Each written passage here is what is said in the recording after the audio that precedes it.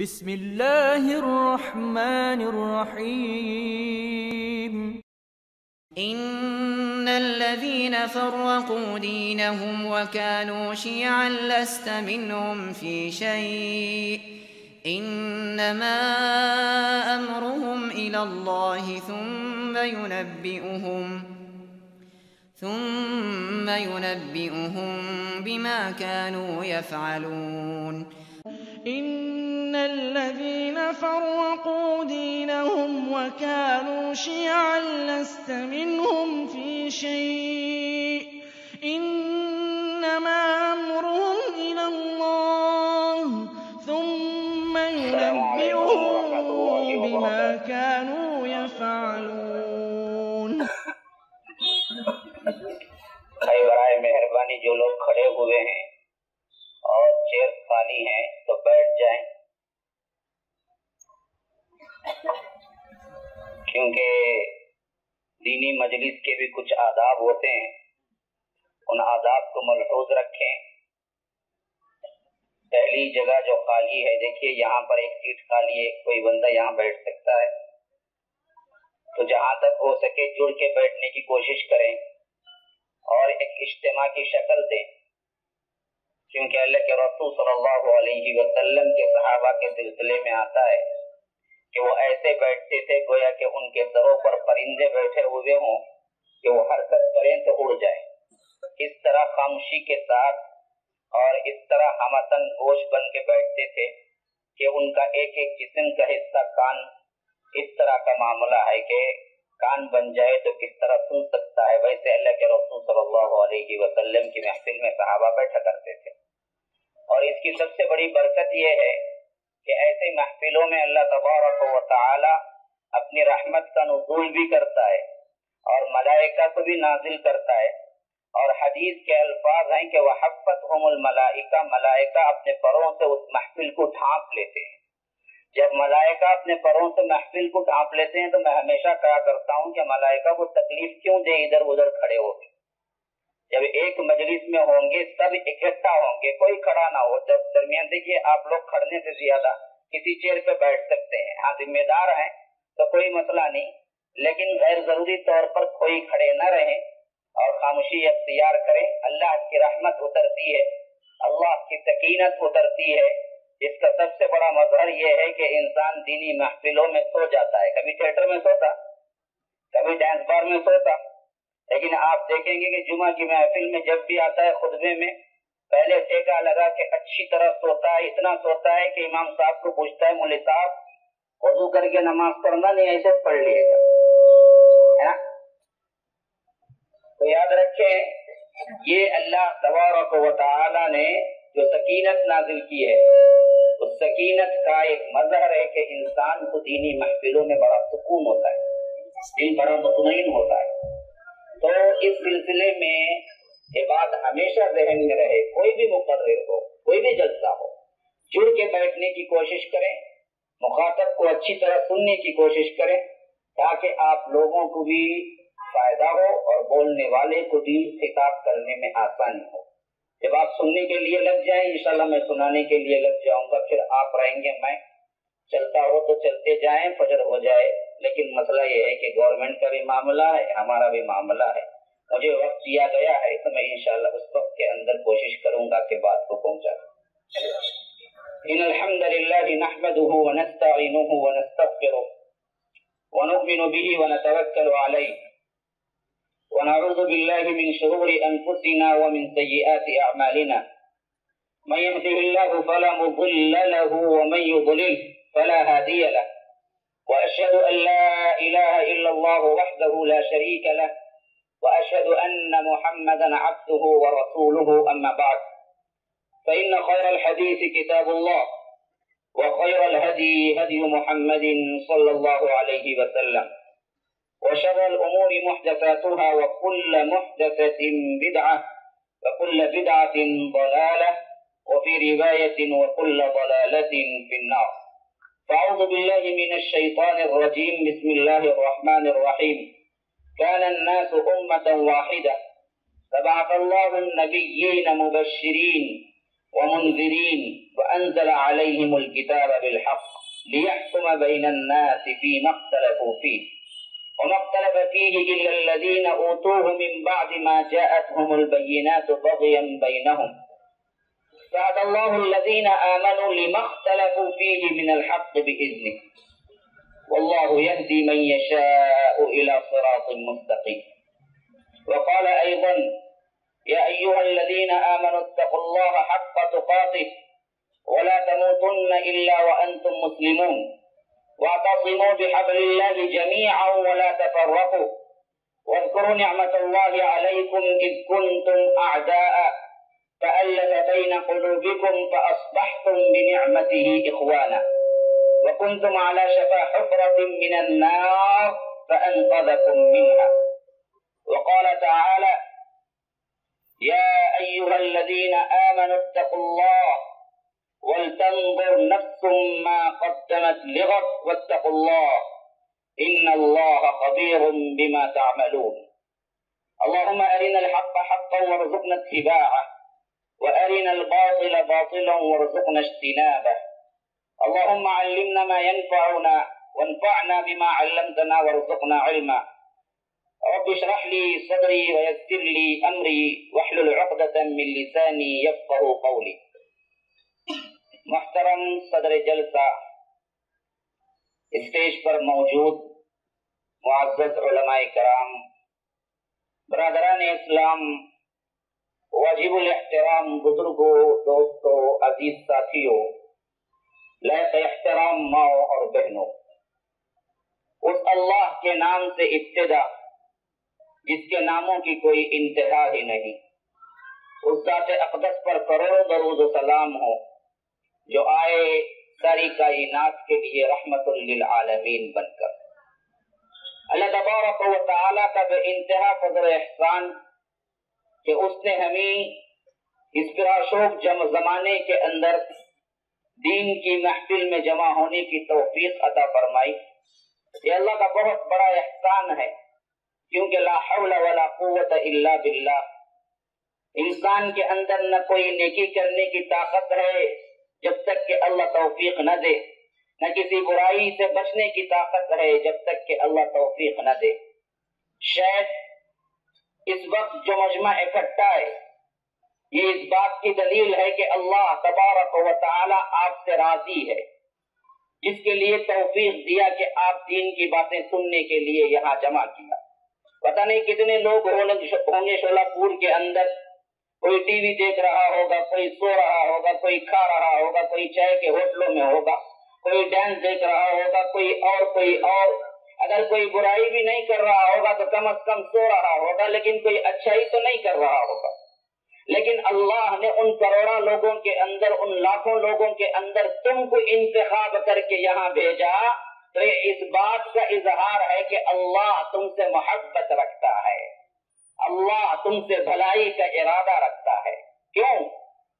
حضرت معاویہ رضی اللہ عنہ کی روایت ہے کہ اللہ کے رسول صلی اللہ علیہ وسلم نے فرمایا من یرید اللہ بہ خیرا یفقہہ فی الدین، اللہ تبارک و تعالی جب کسی سے بھلائی کا ارادہ کرتا ہے، کسی بندے کے ساتھ خیر کا ارادہ کرتا ہے، کسی بندے کے ساتھ محبت کرتا ہے تو اس کو کیا دیتا ہے؟ کار دیتا ہے، بنگلہ دیتا ہے، دولت دیتا ہے، عیش و آرام دیتا ہے۔ نہیں جیسا کہ عام ہمارے حساب سے ہے کہ کوئی دولت مند ہو گیا، کوئی غریب تھا تو ہم کہتے ہیں کہ اللہ ایک آنکھ کھول کے دیکھ لیا، نعوذ باللہ۔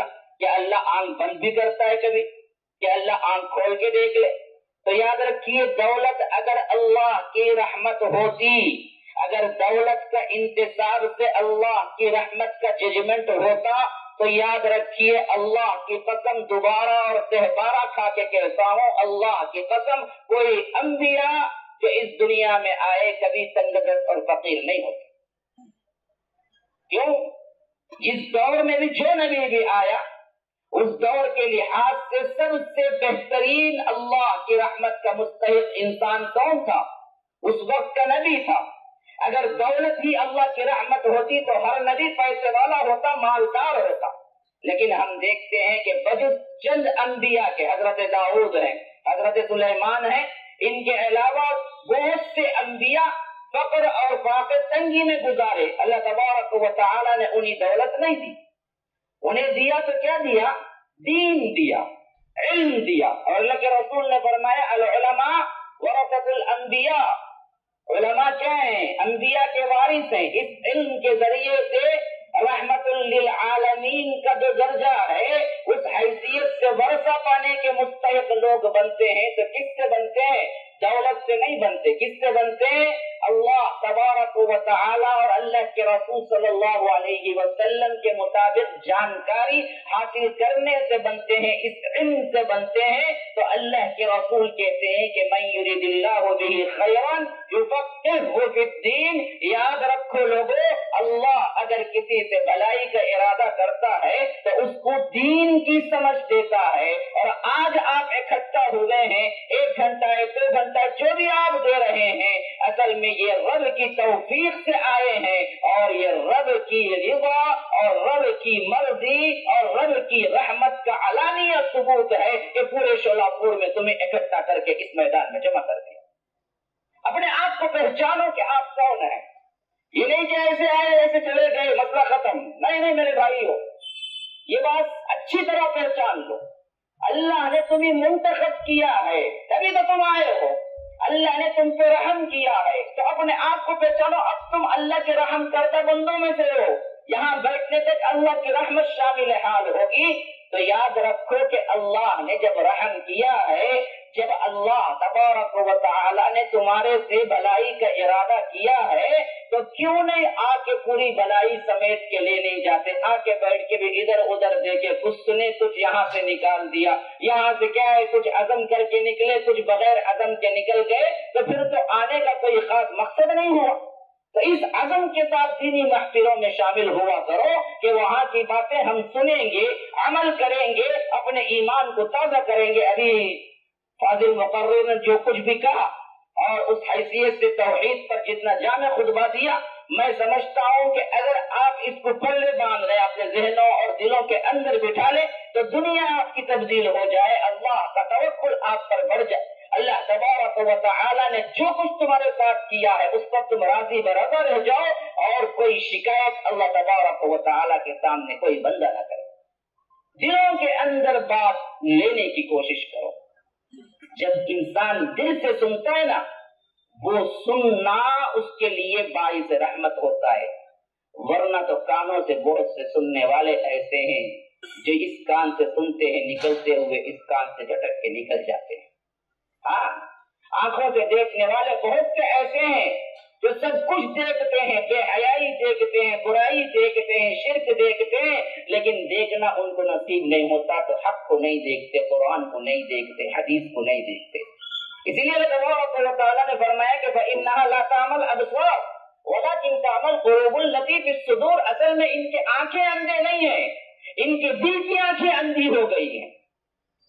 ابو جہل آنکھ رکھتا تھا لیکن رسول کی رسالت کو نہیں مانا. کیوں؟ اس کی دل کی آنکھیں اندھی ہو چکی تھی. بظاہر عبداللہ ابن ام مکتوم اندھے صحابی تھے، لیکن دل کی آنکھیں روشن تھی تو اللہ کے رسول پر ایمان نہیں لائے. صرف اس کے علاوہ اللہ کے رسول نے کئی مرتبہ، ایک روایت میں تو ہے تو 17 مرتبہ اللہ کے رسول نے عبداللہ ابن ام مکتوم کو مدینے کا امیر بنا کے باہر نکلے. ایک اندھے صحابی جن کی آنکھیں نہیں تھی. تو یاد رکھیے اصل مسئلہ کیا ہے؟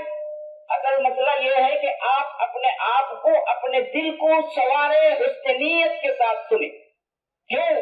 مضمون بھی بڑا اہم ہے. میں نے یہ تمہید اس وجہ سے نہیں باندھی کہ خالی کیا ہے اہمیت دلا دی جائے.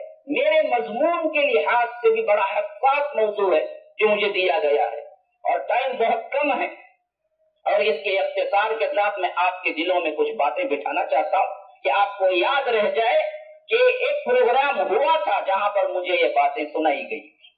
میرا عنوان ہے اتحاد امت مگر کیسے. یہ سب سے بڑا عنوان ہے آج کے دور کا. اگر دیکھا جائے ہمارے اندر مسلمانیت ہے، ہمارے اندر نمازی مل جائیں گے، ہمارے اندر روزے دار مل جائیں گے، ہمارے اندر تہجد گزار مل جائیں گے، ہمارے اندر عمرہ کرنے والے افراد کروڑوں مل جائیں گے، حج حاجی کروڑوں مل جائیں گے، بلکہ آج کے لحاظ سے تو حرمین میں ہر وقت 5 لاکھ افراد رہتے ہیں جو یا تو طواف کرتے ہیں یا تو نمازوں میں ہوتے ہیں یا تو عمرہ کرتے ہیں یا تو کسی نہ کسی کیا ہے اللہ تبارک و تعالیٰ کے ذکر میں ہوتے ہیں. جب ہر قسم کے لوگ آپ کو مل جائیں گے، جب نمازیں بڑی، مسجدیں بڑی، ایمان بڑا، رکوعات بڑے، سجود بڑے، صیام بڑا، قیام بڑا، پھر اتحاد نہ ہونے کی وجہ سے مسلمان کیوں نہیں بڑا برباد کیوں ہو رہا ہے؟ اللہ کی قسم کھا کے کہتا ہوں، آج جتنے مسلمان ہیں اس سے پہلے کم تھے یا زیادہ؟ بولو نا بھائی، اتنا بڑا مجمع ہے. میں ایسے ہی اپنے آپ سے نہیں بولتا، خالی میں آپ سے بھی بلواتا ہوں. جب تک آپ نہیں بولتے میں آگے نہیں جاؤں گا، اسی کو دوہراتا رہوں گا، کیونکہ ہم پہلے سے ہی سن کے سننی ہے اور سنتے سنتے واقعتاً اس جگہ پہنچ جاتے ہیں جو بعد میں پہنچنا ہے. بہت تو آپ کو میرے ساتھ لے کے چلانا ہے اور میں بھی آپ کو لے کے چلوں گا. اس سے پہلے جو امت تھی، جو قوم تھی، وہ بڑھ کے تھی نہیں آج. آپ کہیں گے آج. اس سے پہلے حرم میں جو لوگ عبادتیں کرنے آتے تھے وہ بڑھ کے تھے نہیں آج. آج حرم کی توسیع ہو چکی ہے، خواہ مدینہ ہو یا مکہ ہو. اس سے پہلے عمرہ کرنے والے کم تھے نہ آج. آج ہر پکنک کے موقع پہ عمرے کے لیے سفر نکلتے ہیں. اس زمانے میں تقریباً کیا ہے 6 ماہ لگ جاتے تھے، لیکن اس زمانے میں کیا ہے 4 گھنٹے میں فلائٹ پہنچتی ہے اور ہزاروں ٹریولز ہیں جو ہمیشہ لے کے جاتے ہیں. اور امت کا بھی اپنا ایک مزاج بن گیا ہے کہ چھٹیوں میں اس زمانے میں اوٹی جاتے تھے. اس زمانے میں ہمارے لحاظ سے میں کہہ رہا ہوں، چنئی کے لحاظ سے کسی کیا ہے ٹھنڈے علاقے میں جاتے تھے. لیکن آج ہم دیکھتے ہیں کہ چھٹیوں میں کہاں جاتے ہیں تو پوچھنے پر بتایا جاتا ہے کہ ہم چھٹیوں میں عمرہ جا کے آئے ہیں. کتنے لوگ ہیں جو چھٹیوں میں عمرہ جا کے آتے؟ لیکن ان سب کے باوجود اس وقت مسلمان پاور پہ تھے نہیں آج. وجہ کیا ہے جی؟ اب پھر سے بہت بڑی سوچ، بہت بڑی ہے آپ کے لیے. کیا ہے؟ ایک ایسی سوچ دے رہا ہوں جس پر آپ نے کبھی سوچا نہیں ہوگا. جب نمازی اب بڑے ہیں، جب عمرہ کرنے والے اب بڑے ہیں، جب حاجی اب بڑے ہیں، مساجد اب بڑے ہیں، نمازی اب بڑے ہیں، اسی طرح کیا ہے قیام رکوع عبادتیں کرنے والے اب بڑے ہیں. لیکن اس سے پہلے جب قلیل تھے تب اللہ تبارک و تعالیٰ نے دنیا میں انہیں معزز رکھا. آج باوجود بڑے ہونے کے اللہ تبارک و تعالیٰ ہمیں ذلیل کر رہے. کہیں تو کھوٹ ہے، کیونکہ اللہ کا تو اعلان ہے سورہ آل عمران کے اندر، وَلَا تَهِنُوا وَلَا تَحْزَنُوا وَأَنْتُمُ الْأَعْلَوْنَ إِن كُنتُم مُؤْمِنِينَ. غم نہ کرو، بس ہمت نہ ہو جاؤ، تم ہی غالب ہو کر رہو گے بشرطے کہ تم مومن ہو. ایک شرط لگائی، تم ہی غالب. یہ غالب ہونا کون سا ہے؟ آخرت کا نہیں ہے، یہ دنیا کا غلبہ ہے جو اللہ کہتا ہے تم ہی معزز رہو گے، تمہارے لیے عزت رہے گی. صرف ایک چیز، اگر تم مومن ہو. سورہ انبیاء میں اللہ تبارک و تعالیٰ نے یہ چیز صاف بتائی. وَلَقَدْ كَتَبْنَا فِي الزَّبُورِ مِن بَعْدِ الذِّكْرِ أَنَّ الْأَرْضَ يَرِثُهَا عِبَادِيَ الصَّالِحُونَ. ہم نے یہ بات زبور میں بھی لکھ دی اور اس سے پہلے کے آسمانی کتب میں بھی لکھ دی. تمہارے لیے بھی یہی قاعدہ ہے، زمین کے وارث کون ہوں گے؟ صالح لوگ ہوں گے. آج زمین کی حکومت کے وارث صالح لوگ ہیں. آج کا منسٹر کون ہے؟ سب سے زیادہ جو بگڑتا ہے معاشرے میں وہ جا کے منسٹر بنتا ہے. اور منسٹر کو ماشاء اللہ بولنا ہی نہیں. اب میں کیا بیان کروں، سب جانتے ہوئے جو چیز ہے اس کو بیان کر کے ضائع کیوں کروں گا. تو جو سب سے بڑا گنڈا ہوتا ہے وہ سب سے بڑا منسٹر ہوتا ہے آج، کیونکہ اللہ کہتا ہے کہ زمین کی وراثت تو ہم صالحین کو دیں گے. وعد اللہ الذین آمنوا منکم وعملوا الصالحات لیستخلفنہم فی الارض کما استخلف الذین من قبلہم وَلَيُمَكِّنَنَّ لَهُمْ دِينَهُمُ الَّذِي ارْتَضَىٰ لَهُمْ وَلَيُبَدِّلَنَّهُمْ مِن بَعْدِ خَوْفِهِمْ أَمْنًا يَعْبُدُونَنِي لَا يُشْرِكُونَ بِي شَيْئًا. ہم نے وعدہ کیا ہے مسلمانوں سے، مومنین سے، کہ ضرور ہم ان کو معزز رکھیں گے، ان کو خلافت دیں گے، ان کو حکومت دیں گے جیسے ہم نے پچھلے لوگوں کو دی تھی. لیکن شرط یہ ہے کہ وہ صرف اور صرف میری عبادت کریں. یہاں پر بھی حکم لگا دیا، شرط لگا دیا. تو معلوم یہ ہوا کہ آج ان سب عبادتوں کے باوجود کوئی بہت بڑا خلا ہے جس کو نظر انداز کر رہی ہے امت. وہ خلا کیا ہے؟ اختلاف. اتحاد کا اپوزٹ. دیکھیے گھڑے میں سوراخ ہے اور آپ گھڑے میں اوپر سے پانی ڈال رہے ہیں رات دن ڈال رہے ہیں. کتنا پانی جمع ہوگا جی؟ کچھ بھی نہیں ہوگا. کیوں؟ سوراخ گھڑے میں اور آپ اوپر سے پانی ڈال رہے ہیں, کیا بچے گا؟ وہی آپ اس سوراخ کو بند کرو, پھر آپ ایک گلاس پانی ڈالو تو بھی کیا ہے, سوراخ کے اندر بند ہونے کی وجہ سے گھڑے میں پانی نظر آئے گا.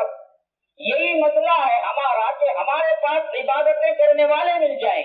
مسئلہ یہ ہے کہ اتحاد کے نام سے کوئی جڑتا ہی نہیں ہے. کہتا ہے کہ تو کون سا مسلمان ہے بھائی؟ میں تو وہ ہوں. اچھا تو میں وہ ہوں جی, تو تمہارا ہمارا بنتا نہیں. پھر تمہاری مسجد میں ہماری نماز نہیں ہوتی, ہماری مسجد میں تمہاری نماز نہیں ہوتی, تمہارے امام کے پیچھے میرا نہیں ہوتا, میرے امام کے پیچھے. اللہ کی قسم یاد رکھیے, یہی وہ ہول ہے, یہی وہ سوراخ ہے جس کی وجہ سے باوجود کروڑوں کی تعداد میں ہوتے ہوئے بھی آج امت مسلمہ پتی کا شکار ہے, اللہ تبارک و تعالی کے عذاب کا شکار ہے. بلکہ ظالموں کو اللہ نے ہم پر مسلط کر دیا ہے بطور عذاب. کیونکہ اللہ کے رسول صلی اللہ علیہ وسلم دعا کیا کرتے تھے, وَلَا تُسَلِّطْ عَلَيْنَا مَن لَّا يَخَافُكَ فِينَا وَلَا يَرْحَمْنَا. اے اللہ ہم پر ہمارے گناہوں کی وجہ سے ظالم حکمرانوں کو مسلط نہ کر جو بے رحم ہو اور ہم پر ظلم کرتے جائے. آج اس کی بالکل تصویر نظر آتی ہے. کیا ہو رہا ہے ہمارے خلاف, چاہے وہ ہندوستان میں ہو, چاہے وہ انٹرنیشنل طور پر پوری دنیا میں ہو, ہر جگہ مسلمانوں کے خلاف سازشیں اور مسلمانوں کو کیا ہے مارنے اور مسلمانوں کو مٹانے کی سازشیں ہو رہی ہیں. جبکہ کثرت سے اگر کوئی مذہب میں دیکھا جائے تو سب سے زیادہ کون ہے تو مسلمان ہے. آپ کہتے ہیں عیسائی نمبر 1 پہ آتے ہیں, ہرگز نہیں. عیسائیوں میں بہت سے ایسے ہیں جن عیسائیوں کو اپنے چرچ کا پتہ بھی کبھی نہیں چلا, کبھی انہوں نے کیا ہے گیا بھی نہیں, اور کبھی انہوں نے کیا ہے ایک وقتہ طور پر چرچ کے اندر داخل بھی نہیں ہوئے. اور امریکہ یورپ میں کئی ایسے چرچ ہیں جو خود مسلمانوں کے ہاتھوں خود عیسائی بیچ دیے کہ تم پریئر ہال بنا دو. یہ حالت ہے ان کی. اول نمبر پہ اگر کوئی ماننے والی قوم ہے ایک مذہب پر جڑی ہوئی تو وہ پوری دنیا میں مسلمان ہے, جو سب سے کثرت ہے. اور ممالک کے حساب سے آپ اندازہ لگائیں, کسی بھی ملک کے ایک مذہب کے اعتبار سے اتنے ممالک ہاتھ میں نہیں ہیں جتنے کے ہمارے ہاتھ میں ہیں. 56 ممالک سے زیادہ مسلم کنٹریز ہیں جو کہ کسی اور مذہبی لحاظ سے نہیں ہے. ہاں کنٹریز اور بھی ہیں لیکن مذہبی لحاظ مسلم کنٹریز پوری دنیا میں 56 لیکن کوئی پاور نہیں. غزہ میں بام گرا اور رمضان کے مہینے میں کوئی پوچھنے والا نہیں. حاملہ عورتوں کے پیٹ چاک کر کے ان کے بچوں کو نیزے سے اچھالو, کوئی پوچھنے والا نہیں. دن دھاڑے بلڈوزر چلا رہو ہمارے کیا ہے بستیوں کے اوپر, کوئی پوچھنے والا نہیں. شام میں کیا ہو رہا ہے, فلسطین میں کیا ہو رہا ہے, گجرات میں اس سے پہلے کیا ہوا تھا. اللہ کی قسم مسلمانوں دوبارہ اور دوبارہ اللہ کی قسم کھا کے کہتا ہوں کہ امریکہ کا کوئی کتا مرتا بھی ہے تو عدالتیں قائم ہو کے پوچھتی ہے کیوں مرا, اور مسلمانوں کے بندوں نے بستیوں کی بستیاں بلڈوزر سے چھچلا دی جاتی ہیں تو پوچھنے والا کوئی نہیں ہوتا. آخر یہ ذلت کیوں؟ کوئی تو وجہ ہوگی نا. اللہ تو کبھی جھوٹا نہیں ہو سکتا, نعوذ باللہ. اللہ نے تو وعدہ کیا کہ مومنین کو ہم غلبہ دیں گے, مومنین کو ہم عزت دیں گے, مومنین کو ہم اقتدار دیں گے, مومنین کو ہم اعلیٰ رکھیں گے, رعب ڈال دیں گے کافروں کے دلوں میں. لیکن ہے تو کچھ نہیں. اللہ تو جھوٹا نہیں ہو سکتا نا میرے بھائیو. ہماری مسلمانیت میں کھوٹ ہے, ہماری مسلمانیت میں کھوٹ ہے. وہ کھوٹ کیا ہے؟ اس اتحاد کے لیے اللہ کے رسول صلی اللہ علیہ وسلم نے بڑے بڑے اختلافات کو نظر انداز کر دیا. ہم چھوٹی چھوٹی باتوں کو لے کر اسی اتحاد کو بڑا بڑا کرتے ہوئے نظر آتے ہیں. خدا نے قوم وطن جن کو تم نے توڑا تھا نئے سرے سے اسے ہم نے پھر تراش لیا. کیا تھا تم نے اخوت کا جو محل تعمیر اسے نفاق کی ضربت سے ہم نے توڑ دیا. یہ ہماری حالت ہے. ایک ہی سب کا نبی, دین بھی, ایمان بھی ایک, حرم پاک بھی, اللہ کے قرآن بھی ایک. کچھ بڑی بات بھی ہوتے جو مسلمان بھی ایک. کیا ہو گیا ہے مسلمانوں کو؟ اللہ ایک ہے, رسول ایک ہے, قرآن ایک ہے, نبی ایک ہے. آخر پر اختلاف آیا کہاں سے؟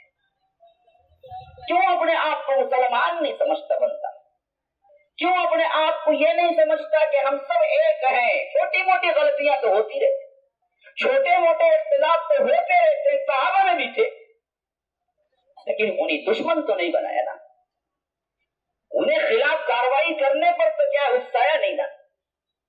हमारे इत्तेहाद की सबसे बड़ी वजह क्या है? अल्लाह की तौहीद है मुसलमानों, अल्लाह के रसूल की इत्तिबा है। बस इन दोनों पे जुड़ जाओ, कायनात के फिर कोई मखलूक नहीं जो हमको तोड़वा सके। और हम इत्तेहाद इख्तियार कर लिए तो याद रखो, दुनिया की पूरी ताकत हमसे टकराने के बाद बिल्कुल रेजा रेजा हो जाएगी और खत्म हो जाएगी, लेकिन हमारा इत्तेहाद कायम रहेगा। मसला ये है कि बुनियादी तौर पर पहले इख्तिलाफ, अल्लाह एक को मानो। अल्लाह के रसूल सल्लल्लाहु अलैहि वसल्लम ने जिस दौर में ऐलान हक किया था, क्या उस दौर में इख्तिलाफ नहीं था? उस दौर में लड़ाई झगड़ा नहीं था? उस दौर में तलवारें नहीं उठाई जाती थी? सबसे झगड़ालू कौम कोई थी तो अरब की कौम, जिनके ऊपर कोई हुक्मरानी नहीं थी। मैं पहला सबब बयान कर रहा हूँ, इत्तेहाद उम्मत। मगर कैसे? नंबर एक जवाब, ऐसे। कैसे? ऐसे। कैसे? तौहीद पर कायम रहो, अल्लाह एक को मानो, किसी और को नहीं। तौहीद के बगैर कोई इत्तेहाद मुमकिन नहीं है। अल्लाह के रसूल सल्लल्लाहु अलैहि वसल्लम ने उस जैसी झगड़ालू कौम जो कि छोटी छोटी बातों पर बरस लड़ा करते थे। अल्लाह के रसूल मदीना पहुंचे, आपको मालूम है जंग बुआत नामी जंग उसी वक्त खत्म हुई, और वो जंग कब से चल रही थी पता है? 200 साल से चल रही थी मदीने के अंदर, 200 साल से। और काज क्या था पता है? किस वजह से चल रही थी? एक मर्तबा ये कबीले की बकरी ने दूसरा जो दुश्मन कबीला था उसके बाग में जाके बकरी ने कुचल लिया, खा लिया। था कितनी वजह थी? बस एक कबीले की बकरी, इंसान भी नहीं, बकरी को क्या मालूम जी घास दुश्मन की है या दोस्त की है? उसे अच्छा दिखा, हरियाली दिखी, चली गई खाने के लिए, और वहां पर जाके क्या है, उसने खा लिया। बस मसला इतना ही था।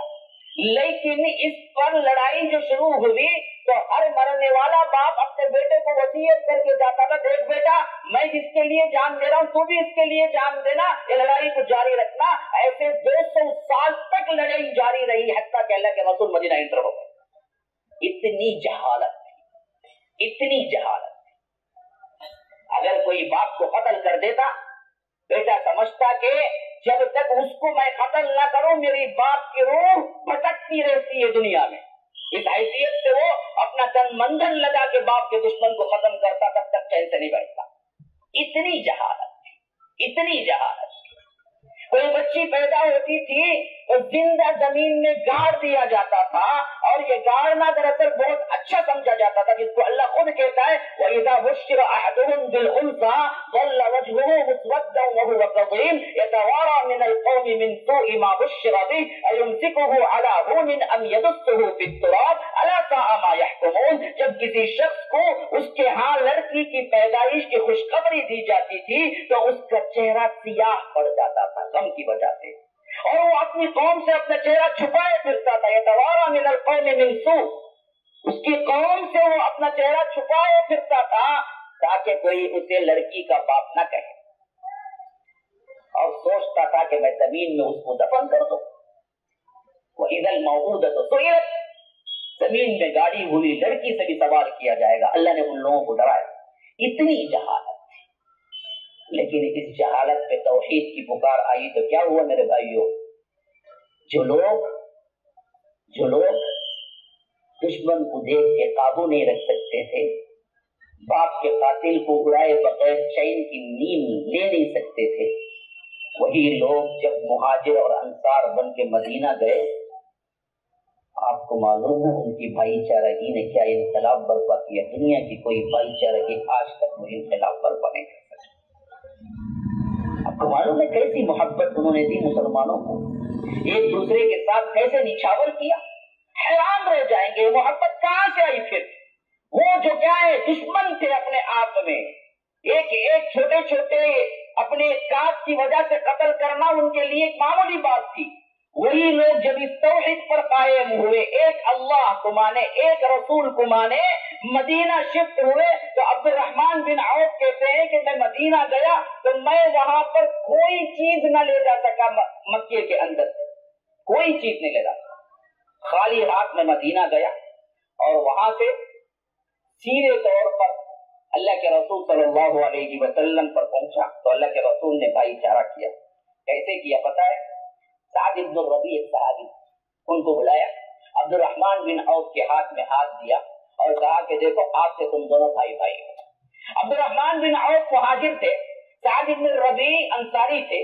ایک انصاری ایک مہاجر کو اللہ کے رسول نے ملایا, خالی ایک لفظ کیا کہا, آج سے تم بھائی بھائی ہو. تو سعد بن الربیع کا واقعہ عبد الرحمن بن عوف یوں بیان کرتے رضی اللہ عنہما کہ وہ اپنے گھر لے گئے, اپنا پورا سامان اکٹھا کیا اور درمیان میں رکھ دیا, کہا کہ میرے گھر کا پورا سامان آپ کے سامنے ہے اور آج سے آپ میرے بھائی ہیں. میں اپنے سامان کو آدھا برابر الگ کرتا ہوں, آدھا تمہارا آدھا ہمارا. میرے دو باغ ہیں, ایک باغ آپ اٹھا لو, ایک باغ میرا ہوگا. حتیٰ کہ میرے دو بیویاں ہیں, تم دیکھ لو, جو پسند آئے گی میں اس کو طلاق دے دوں گا. عدت کے بعد نکاح کر لینا. ابھی تک پردے کا حکم نازل نہیں ہوا تھا. اس وقت سعد بن الربیع نے یہ کہا تھا, کیا کہا تھا؟ باغ دو ہے, ایک تمہارا ایک میرا ہے. سامان جتنا ہے آدھا تمہارا آدھا میرا ہے. حتیٰ کہ دو بیویاں ہیں, دیکھ لو, جو پسند آئے طلاق دے دو اور آپ کیا عدت کے بعد نکاح کر دیں. کیا بھائی چارگی ہے جی, کیا محبت ہے, کیا انقلاب ہے. وہ جو کبھی معاف نہیں کرتے تھے لوگوں کو, ان کے اندر ایثار قربانی کا جذبہ کیسے آیا؟ ایک توحید تھی جو ان کو جوڑ دیا.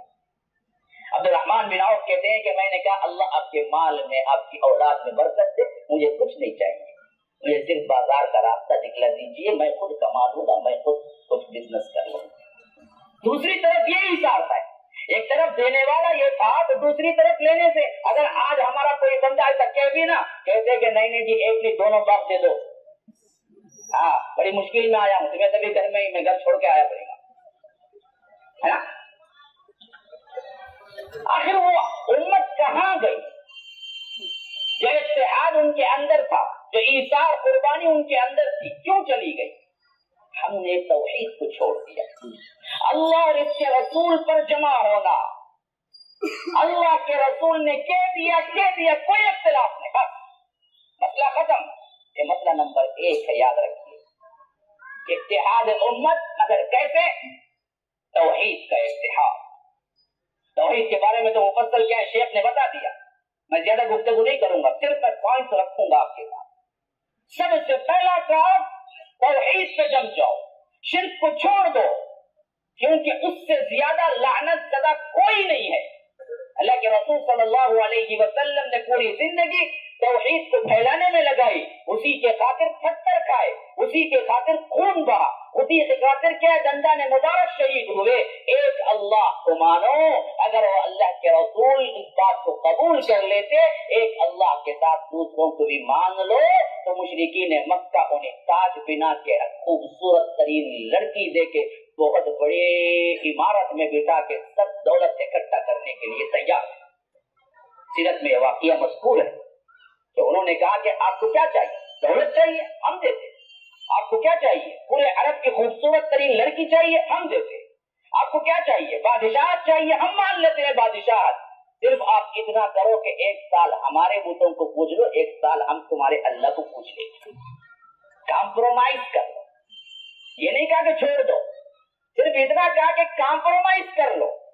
اللہ کے رسول صلی اللہ علیہ وسلم نے کہا کہ تم کیا سمجھتے ہو میرے ایمان کو بدبخت ہو؟ دنیا کے لیے میں کچھ کر رہا ہوں. اگر تم میرے سیدھے ہاتھ میں سورج لا کے رکھ دو اور بائیں ہاتھ میں چاند لا کے رکھ دو, پھر کہو کہ اس دعوت کو چھوڑ دو, تو میں چھوڑنے والا نہیں. حتیٰ کہ اسی راہ میں شہید ہو جاؤ, یا اللہ تبارک و تعالی توحید کو غالب کر. یہ اللہ کے رسول صلی اللہ علیہ وسلم کی توحید کی اہمیت تھی, جس پر مسلمانوں کو اکٹھا کیا. تو پھر ایسے مسلمان بنے جن کے اندر کوئی اختلاف نہیں تھا, جن کی صفیں درست, جن کی نمازوں کی صفوں کو دیکھتے ہوئے ایسے محسوس ہوتا تھا گویا کہ یہ سب ایسی ہے جس کے اوپر اگر تلوار سے بھی وار کر دیا جائے تو صف نہ کٹے گی نہ ٹکڑے ہوگی، ہاں پیر کٹ جائے، ان صفوں میں کوئی دراڑ نہیں ڈال سکتا تھا۔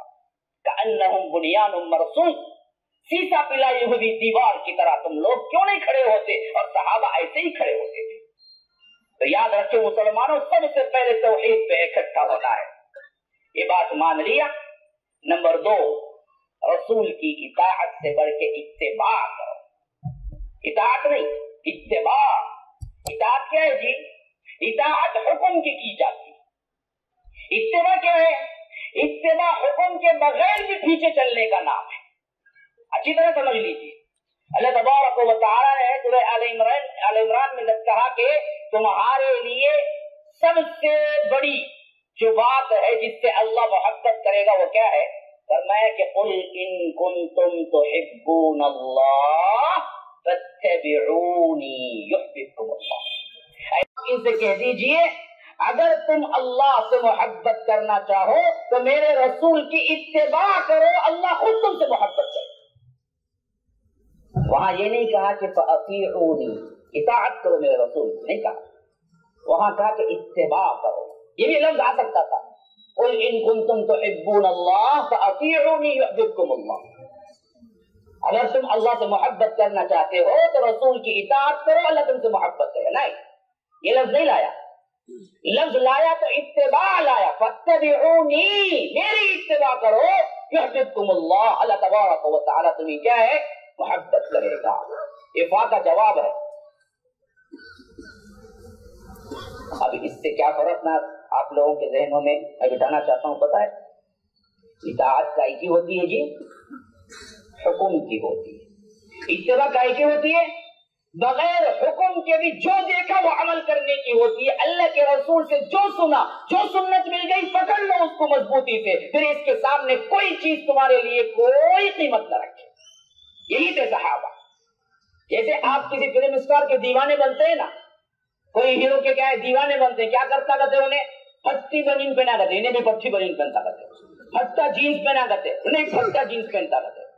اس کا فلیور کیا ہے آئس کریم میں، وہ کہتے وینیلا کہتے، اسے بھی وینیلا بہت پسند کرتے۔ انہیں بولا آپ کب تبھی میں پھٹی بنین پہنتا تو بھی پہن نہیں بولا، دیکھے کرے، انہیں کبھی نہیں بولتا۔ حتیٰ کہ بعض دیوانے اتنے بڑے دیوانے ہوتے ہیں کہ چلنا اس کی طرح، بیٹھنا اس کی طرح، بھاگنا اس کی طرح۔ کیا دیکھو جی میری ہائٹ کیا ہے امیتابھ بچن کے، لا حول ولا قوة، امیتابھ بچن کی ہائٹ نہیں تو تجھے کیا ہے؟ بہت بڑا خوش قسمت کیا تو؟ انہیں بولا کبھی پیار کرو، بول کے آ کے نہیں۔ محبت، اتباع اس معنی میں کہ جو دیکھا جو ہے وہ کرتے جاؤ، کرتے جاؤ، کرتے جاؤ، یہی مسئلہ۔ یہی تھا اللہ کے رسول صلی اللہ علیہ وسلم کے ساتھ معاملہ، اللہ کے رسول کے صحابہ کا۔ اللہ کے رسول صلی اللہ علیہ وسلم ایک مرتبہ نماز میں تھے تو جبرائیل نے اطلاع دی کہ آپ کے جوتی میں گندگی لگی ہوئی۔ اللہ کے رسول نے نماز ہی میں کیا ہے ایسے یوں نکال دی۔ پچھلے صف میں صحابہ کھڑے ہوئے تھے، انہوں نے دیکھا چپل نکال دی۔ تیسرے صف میں کھڑے ہوئے انہوں نے دیکھا چپل نکال دی، چوتھے میں کھڑے ہوئے دیکھا چپل نکال دی، پانچویں میں سب صحابہ چپل نکال دی۔ یہ اس وقت کی بات ہے جب فرش کیا ہے، ابھی کیا نہیں تھا، سیمنٹ کا اور فرش کیا نہیں تھا، ٹائلز اور ماربل کا نہیں تھا۔ مولوی صاحب یہ بولے بول تو کل مسجد میں چپڑا پہننے چل جاؤ نا، تو بعد میں پھر بڑا مسئلہ ہو جاتا ہے۔ سمجھ میں آتا ہے، چپل پہن کے نماز پڑھنے کے مسائل کچھ اور ہیں، اس وقت جب ہے تب جائز، تو وہ موقع ہم کو پیش آئے تو پھر کبھی جائز، عام حالات میں نہیں۔ تو اللہ کے رسول صلی اللہ علیہ وسلم نے نماز ختم کرنے کے بعد پوچھا کیا بات ہے، تم سب نے چپل نکال دیا؟ کہا کہ اللہ کے رسول آپ کو نکالتے دیکھا۔ کہا کہ مجھے تو جبرائیل نے بتایا تھا کیونکہ میرے اس میں گندگی لگی ہوئی، اس وجہ سے میں نے نکالا۔ کہا کہ اللہ کے رسول ہمیں اس سے کیا سروکار ہے، آپ نے کیا میں نے کیا، بس یہ نام ہے اتباع کا۔ اللہ کے رسول صلی اللہ علیہ وسلم صلح حدیبیہ کے بعد خط لکھے تو صحابہ نے کہا اللہ کے رسول بادشاہ کے پاس جب خط جاتا ہے تو سیل کی ضرورت پڑتی ہے، سیل کے بغیر بادشاہ خط نہیں لیتے۔ تو اللہ کے رسول صلی اللہ علیہ وسلم سیل بندوائی، یعنی مہر بندوائی، انگوٹھی۔ اور اس میں لکھا محمد الرسول اللہ، یعنی اللہ سب سے اوپر تھا، درمیان میں رسول تھا، سب سے نیچے محمد تھا، اس طرح تھا محمد الرسول اللہ۔ ایسے اگر پڑھیں گے اوپر سے تو اللہ رسول محمد، نیچے سے پڑھیں گے تو محمد الرسول اللہ۔ اور اس کو اللہ کے رسول صلی اللہ علیہ وسلم ایک مرتبہ جمعہ میں آئے تو اس کو پہنے ہوئے بیٹھے ہوئے تھے، تو اگلی جمعہ میں آئے تو سب صحابہ کے ہاتھوں میں انگوٹھی تھی۔ اللہ کے رسول نے پوچھا یہ کیا ہے بھائی؟ کہا کہ اللہ کے رسول آپ نے پہنی، ہم نے پہنی۔ کہا کہ مجھے بتایا گیا تھا کہ مہر کے بغیر کوئی خط قبول نہیں کرتے، تو میں بادل ناخواستہ بنوایا، ورنہ میری کوئی خواہش نہیں، میں ابھی تمہارے سامنے نکال کے رکھ دیتا ہوں۔ تب صحیح جا کے صحابہ نے کہا جو دیکھے وہ کرے۔ عبداللہ ابن شقیر ایک صحابی ہے، تابعی، کہتے ہیں کہ میں نے دیکھا انہیں اپنی زندگی میں کبھی یہ بٹن جو اوپر کا تھا وہ نہیں لگایا، ہمیشہ سینہ کھلا رکھے کیا ہے اپنی پوری زندگی گزاری اور وفات پائی۔ صحابی بیان کرتے ہیں کہ میں نے ایک مرتبہ ان سے پوچھا یہ اوپر کی بٹن آپ کیوں نہیں لگاتے، کبھی آپ اس کو بند نہیں کرتے، سینہ کھلا رکھتے؟ کہا کہ جب میں اپنے سفر سے جا کے بہت دور اللہ کے رسول صلی اللہ علیہ وسلم سے ملاقات کے لیے نکلا اپنی بستی سے، اور اللہ کے رسول کو پہلی مرتبہ دیکھا تو اللہ کے رسول بڑے آرام سے چادر ڈالے بیٹھے ہوئے تھے، جبکہ اللہ کے رسول کا سینہ کھلا ہوا تھا۔ بس یہ زندگی میں ایک ہی دفعہ میں نے دیکھا تھا، بس میری زندگی میں اسی کی سنت کی پیروی کرتا رہوں گا، کبھی اپنے سینے کا بٹن نہیں لگاؤں۔ یہ اتباع، اللہ کے رسول نے نہیں کہا کہ تمہیں ایسا کرنا ہے، یہ اتباع ہے۔ اللہ کے رسول صلی اللہ علیہ وسلم نے کہا کہ سونا حرام ہے۔ ایک صحابی بستی کو گئے ہوئے تھے، ان کو پتا نہیں جب سونا حرام ہے، وہ بستی سے واپس آئے تو مجلس میں بیٹھے ہوئے تھے، سونے کی انگوٹھی پہنے ہوئے تھے۔ اللہ کے رسول صلی اللہ علیہ وسلم کے بڑے کلوز تھے کہ اللہ کے رسول نے انہیں کیا اپنے ہاتھ سے انگوٹھی نکال کے پھینکا کہ یہ تیرے لیے جائز نہیں۔ پھر اللہ کے رسول مجلس سے اٹھ گئے، صحابہ بھی اٹھ کے جانے لگے، وہ صحابی بھی اٹھ کے جانے لگے، تو صحابہ نے کہا کہ دیکھو سونا ہے کیوں پھینک کے جاتے ہو؟ اللہ کے رسول نے یہ کہا کہ تم پر حرام ہے، تمہاری بیوی کو دے دو یا جا کے بیچ کے کیا قیمت لے لو، ایسے ہی پھینک کے تم کیوں اٹھ کے جا رہے ہو؟ اس صحابی نے کہا کہ اللہ کے رسول جس چیز کو پھینک دے میں اٹھانا گوارا نہیں کرتا۔ یہ اتباع ہے، یہ اطاعت نہیں ہے، اتباع۔ جو جیسے دیکھو کرو۔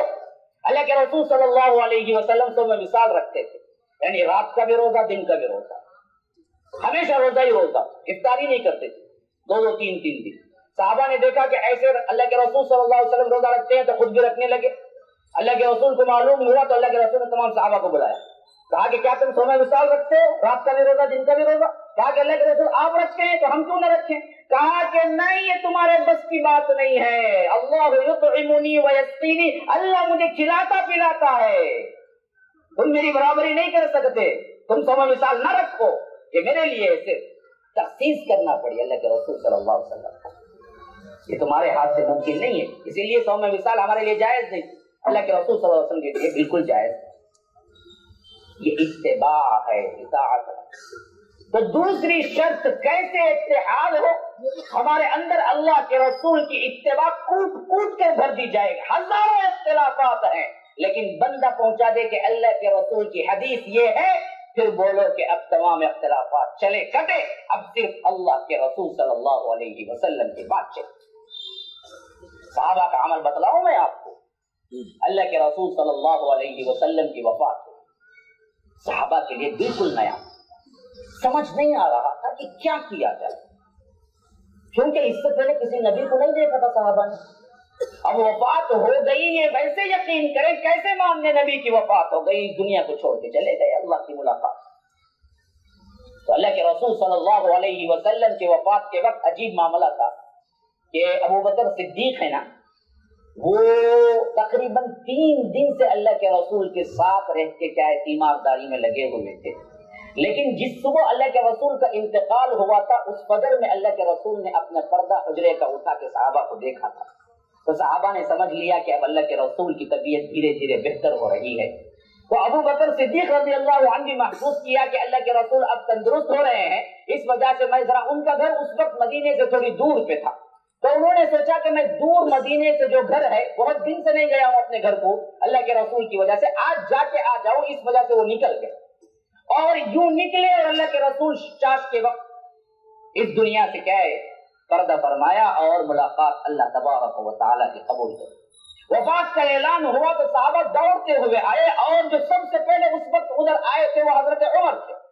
اور حضرت عمر رضی اللہ عنہ کی محبت کا یہ حال تھا, جذبات کا یہ حال تھا کہ انہوں نے کہا کہ اللہ کی قسم اگر کوئی منافق یہ کہے کہ اللہ کے رسول کی وفات ہو گئی, میں اپنی تلوار سے اس کا سر قلم کر دوں گا. جس طرح موسیٰ تور کو لینے کے لیے, تورات کو لینے کے لیے تور پہاڑ پہ گئے تھے, اسی طرح کچھ دیر کے لیے اللہ کے رسول گئے ہیں. اگر کوئی بدبخت اللہ کے رسول کی وفات کا اعلان کرے تو میں اس پہ تلوار اٹھاؤں گا. حضرت عمر کو سمجھ نہیں آ رہی کیا کیا, تو انہوں نے صاف اعلان کر.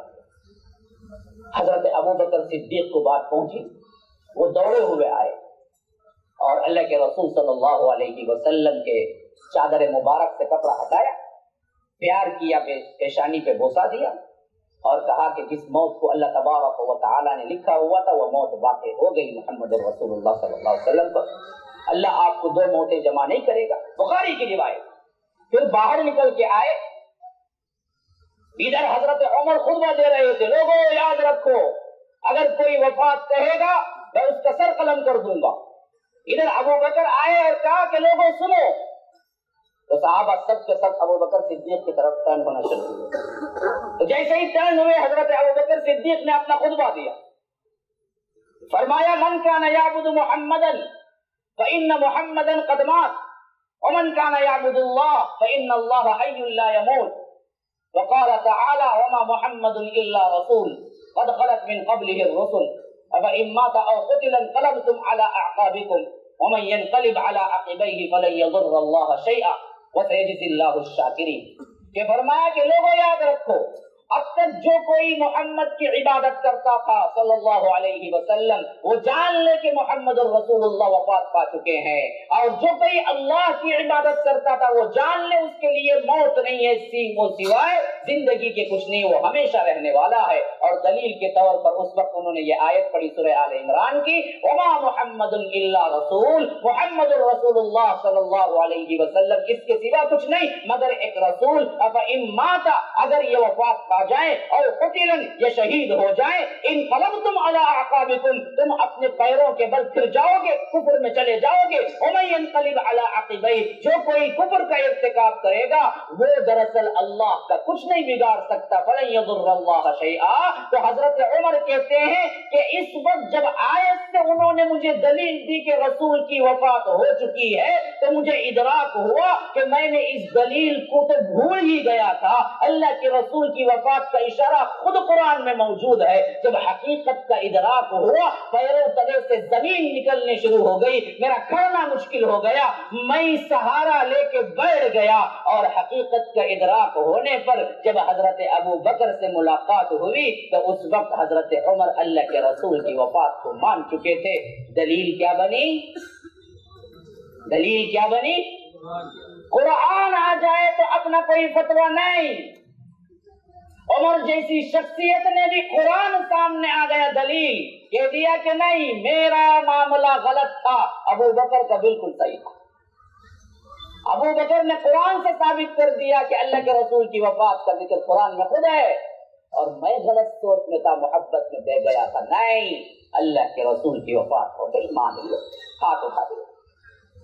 کوئی چیز کتنا بڑا اختلاف ہوا تھا, ابو بکر جیسی شخصیت اختلاف کر رہی اور حضرت عمر, ان دونوں کا معاملہ. ابو بکر کہہ رہے تھے وفات ہو گئی, ابو بکر کہہ رہے تھے, عمر کہہ رہے تھے وفات نہیں ہوئی, لیکن صرف ایک آیت تمام اختلافات کو ختم کر دی.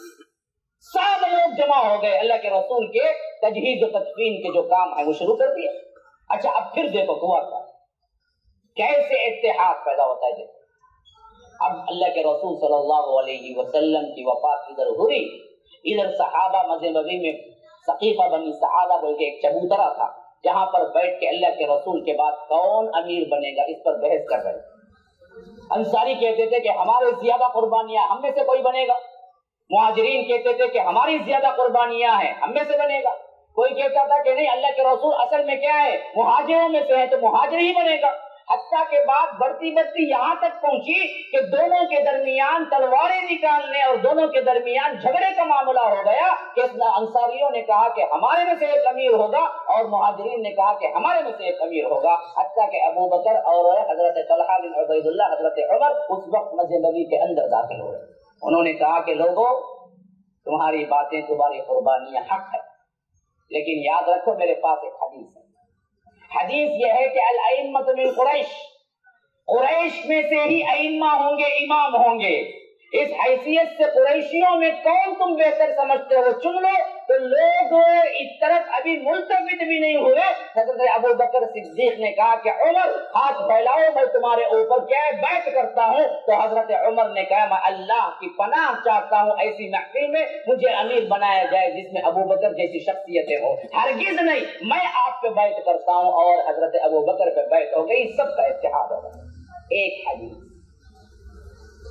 ایک حدیث کتنا بڑا اختلاف تھا جی، تلواریں میان سے نکل رہی تھی، اتنا بڑا اختلاف تھا، صرف ایک حدیث ابو بکر صدیق رضی اللہ عنہ نے پیش کی اور پورا معاملہ ختم۔ پھر اس کے بعد آئیے اللہ کے رسول صلی اللہ علیہ وسلم کا جسم مبارک، جسد مبارک حجرے میں رکھا ہوا۔ اب سوال اٹھا کہ اللہ کے رسول نے تو کچھ نہیں کہا تھا اس سلسلے میں کہ کہاں دفن کیا جائے۔ کوئی صحابی کہہ رہے تھے کہ نہیں، سب انبیاء کا مقام کیا ہے بیت المقدس سے، وہاں دفن کیا جائے۔ بعض صحابہ کہہ رہے تھے نہیں اصل وطن مکہ ہے، وہاں دفن کیا جائے۔ بعض صحابہ کہہ رہے تھے کہ نہیں یہاں دفن کیا جائے۔ بعض صحابہ کہہ رہے تھے کہ نہیں مدینے کے عام قبرستان۔ ہزاروں باتیں تھی، سمجھ نہیں آ رہا تھا، اختلاف تھا ہر وقت، اور اس معاملے میں کوئی چیز بھی واضح نہیں تھی۔ اسی وقت حضرت ابو بکر صدیق نے پیش کیا کہ میرے پاس ایک حدیث ہے۔ حدیث یہ ہے کہ اللہ کے رسول نے فرمایا نبی کی قبر وہیں بنتی ہے جہاں اس کی وفات ہوتی ہے۔ بس سب سائلنٹ، سب نے اپنی باتیں واپس لے لی، سب نے اپنی رائے واپس لے لی، سب نے اپنے جھگڑے واپس لے لیے۔ کہا کہ جہاں وفات ہوئی حضرت عائشہ کے حجرے میں، جہاں پر جسد مبارک رکھا گیا ہے اسی کو اٹھا کے تبدیل کرو جگہ اور وہی قبر کھودو اور وہی دفناؤ، کیونکہ رسول کی حدیث دی گئی۔ مسئلہ ختم۔ حضرت ابو بکر صدیق نے ایک حدیث پیش کی، بس تمام صحابہ کا اتفاق ہو گئے، اور اللہ کے رسول صلی اللہ علیہ وسلم کو حضرت عائشہ کے حجرے میں دفن کیا گیا۔ آپ کو آج ہی معلوم ہے مسجد نبوی کے اندر اللہ کے رسول صلی اللہ علیہ وسلم کی قبر ہے، تو مسجد کے اندر قبر نہیں آئی، حجرہ تھا۔ جب مسجد توسیع کی گئی تو قبر اندر آ گئی۔ کیوں؟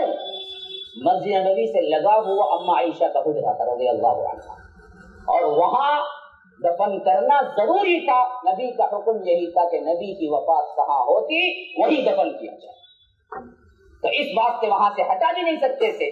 آج بعض لوگ کہتے کہ تمہیں مسجدہ میں خبرہ نہیں ہونا، بولتے نا جی مسجد نبوی میں خبر ہے نا، نہیں مسجد نبوی میں خبر نہیں تھی۔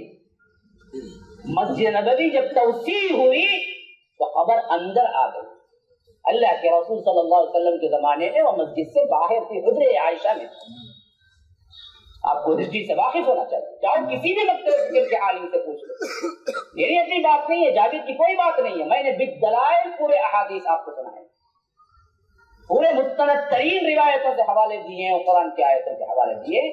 اس میں معاملہ کوئی کسی مسلک کا بھی الگ ڈفرنٹ نہیں ہے۔ اللہ کے رسول کی وفات اور تدفین اما عائشہ کے حجرے میں ہوئی، وہ مسجد سے الگ تھا۔ جب وسیع کو کی گئی مسجد تو وہ حجرے کے اندر آ گیا، حجرہ مسجد کے اندر آ گیا، ورنہ تو مسجد کے اندر نہیں تھا۔ تو غرض کی میں بیان کر رہا تھا کہ اتحاد امت اللہ کی توحید کو پکڑو، نمبر 1۔ نمبر 2، رسول کی اتباع، حدیث آ جائے اپنے اختلافات ختم کرو، کہہ دو کہ اللہ کے رسول کی بات آ گئی، اب میں کوئی چیز انتظار میں نہیں، فلاں کا یہ قول ہے، فلاں کا یہ قول ہے، ایسا بھی ہے نا مولوی صاحب، ویسا بھی نہیں، حدیث رسول سامنے ہے، اس پہ اتفاق۔ یہی نمونہ ہمیں اصحاب رسول اللہ صلی اللہ علیہ وسلم سے ملتا ہے۔ کوئی جھگڑا، کوئی معاملہ، اتحاد اس وقت ممکن ہے مسلمان، اسی وقت ممکن ہے۔ اچھا، نمبر 3 بہت اہم پوائنٹ بیان کریں۔ بعض مرتبہ قرآن میں بھی اشارہ نہیں ہوتا، حدیث میں بھی کوئی اشارہ نہیں ہوتا. اس وقت اہل علم یا مفتی یا وہ امام جن کے اندر اجتہاد کا ملکہ ہے ان کی ایک رائے بنتی کہ یہ چیز ایسی ہے، دوسرے علماء کی دوسری رائے بنتی کہ یہ چیز ایسی نہیں ہے، تو یہاں سے اختلاف نمودار. لیکن یہ اختلاف بھی وجہ ہے نزاع نہیں بننا چاہیے. یہ اختلاف صحابہ میں بھی رہا، لیکن اس اختلاف کی وجہ سے غصہ، حسد، ایک دوسرے کی نفرت، کفر کے فتوے، یہ جو ہمارے امت میں پیدا ہوئے یہ ہمیں برباد کر کے رکھے. یاد رکھ لیجیے، یہ ہمیں برباد کر کے رکھے. صحابہ میں بھی اختلاف، لیکن حدیثوں کی بنیاد پہ اختلاف کرتے تھے اور اتحاد امت کو پارا پارا ہونے نہیں دیا. اختلاف اپنی جگہ، جب ملتے تھے تو سلام کرتے تھے، ایک دوسرے کو جنتی سمجھتے تھے، کفر کے فتوے نہیں لگائے. بڑے افسوس کے ساتھ کہنا پڑتا ہے کہ جتنے مسلمانوں کو کفر کے فتوے لگا کے مسلمانوں کو کفر کافر کیا گیا، اتنے کافروں نے کافر نہیں کیا. ہماری فتوی بازیوں نے کیا یہ نوبت پیدا کر دی کہ ذرا سا چھوٹا اختلاف ہو جائے میں اس کو سلام نہیں کرتا، میں اس سے ملتا نہیں. حالانکہ اللہ کے رسول صلی اللہ علیہ وسلم نے عبداللہ ابن ابی کو تک نماز پڑھانے کے لیے راضی ہو گئے. اس سے بھی گرا ہوا کوئی منافق ہوگا ہمارے اندر؟ سمجھا کرو میرے بھائیو، اتحاد پیدا کرو. اس کا مطلب یہ نہیں کہ ہر کوئی اپنے رائے کو چھوڑ کے سب کچھ مان رہے 100%، نہیں ہو سکتا. اللہ نے جس کو عقل دی وہ کچھ نہ کچھ اختلاف کرے گا. دلائل کی بنیاد پہ اگر اختلاف ہے تو وہ اس کی جگہ، لیکن مسلمانیت سے نہیں نکلتا. اسے مسلمان سمجھو، اس سے ملو، سلام کرو، عزت پرسی کرو، عیادت کرو، مریض ہو گیا تو گھر کو جاؤ، زیارت کرو، دعائیں کرو. حق المسلم علی المسلم ست، حق المسلم علی المسلم سبع. ایک دوسری روایت میں حق المسلم علی المسلم 10. مسلمان کے حقوق دوسرے مسلمان پر 5 ہیں، 7 ہیں، 10 ہیں. ان حقوق کو ادا کرنا تمہاری ذمہ داری ہے. وہاں یہ نہیں دیکھا جائے گا کہ یہ کون سے فرقے سے ہے، یہ کیا ہے، یہ فلاں میں اختلاف رکھتا ہے. نہیں، سلام کو بڑھاوا دو. اللہ کے رسول نے فرمایا افشوا السلام بینکم، آپس میں سلام پھیلاؤ. اللہ کے رسول صلی اللہ علیہ وسلم نے فرمایا لا تدخلوا الجنت حتی تؤمنوا.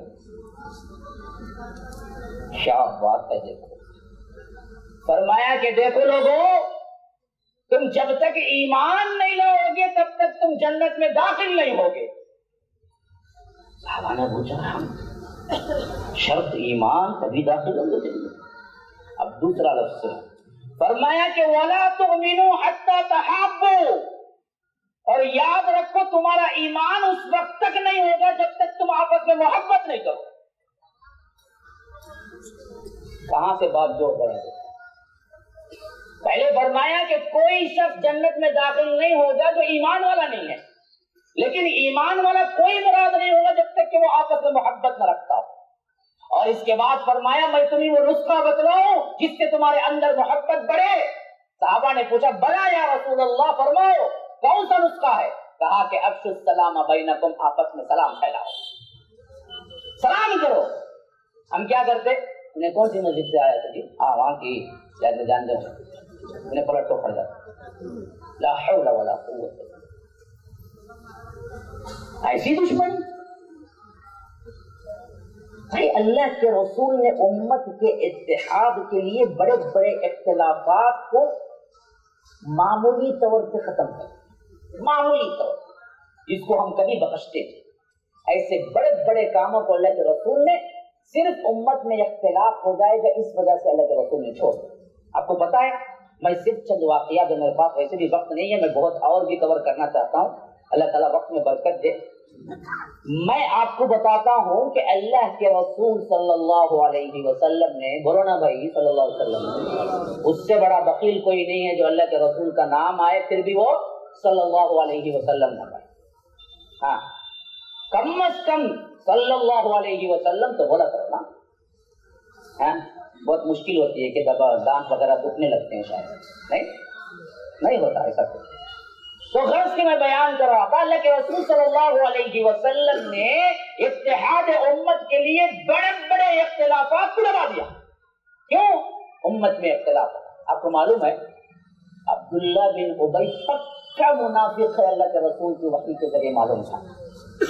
پکا منافق ہے، صرف منافق نہیں ہے، منافقوں کا سردار ہے. معلوم نہیں بھائی؟ معلوم نا؟ اب میں دیکھو جس واقعے سے کنیکٹ کر کے بتاتا ہوں، ذرا عقل کے ہوش کے ناخن لو، کس طرح اللہ کے رسول نے اتحاد کو قائم رکھا. پکا منافق تھا، لیکن تھا کائی کے اندر؟ بولو نا بھائی، کائی کے اندر تھا؟ کافر تھا، مسلمان تھا؟ ہاں، نام کا مسلمان تھا نا، ہے نا؟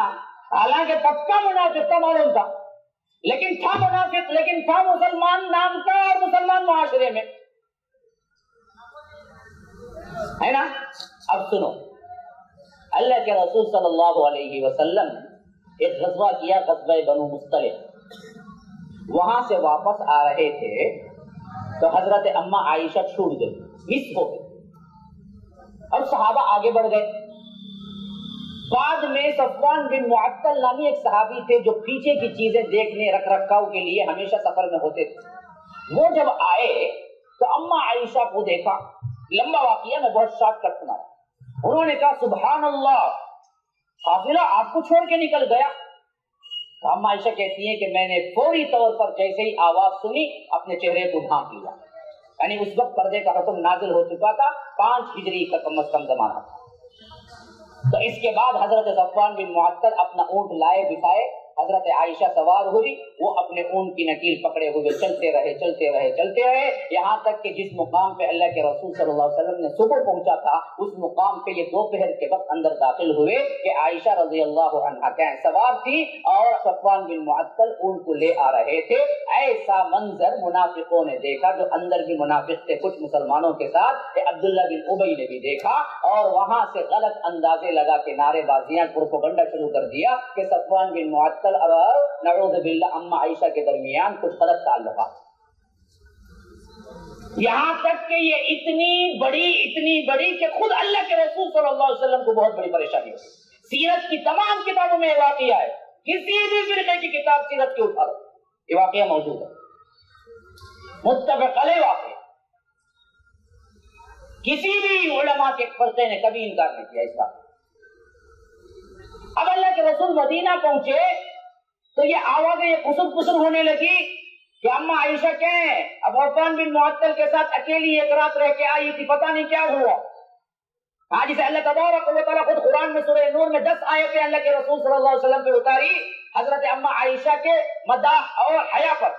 ان الذین جاءوا بالافک عصبۃ منکم لولا إذ سمعتموه ظن المؤمنين والمؤمنات بأنفسهم خيرا وقالوا هذا إفك مبين لولا جاءوا عليه بأربعة شهداء فإذا لم يأتوا بالشهداء فأولئك عند الله هم الفاسقون. اللہ تبارک و تعالی نے پورے احکامات بیان کیے بعد میں کہ ایک صالحہ مومنہ عورت پر اگر کوئی الزام رکھے گا تو 4 عینی گواہ کو لانا پڑے گا. اگر 4 عینی گواہ کو نہیں لایا تو پھر اس کو 80 کوڑے مارے جائیں.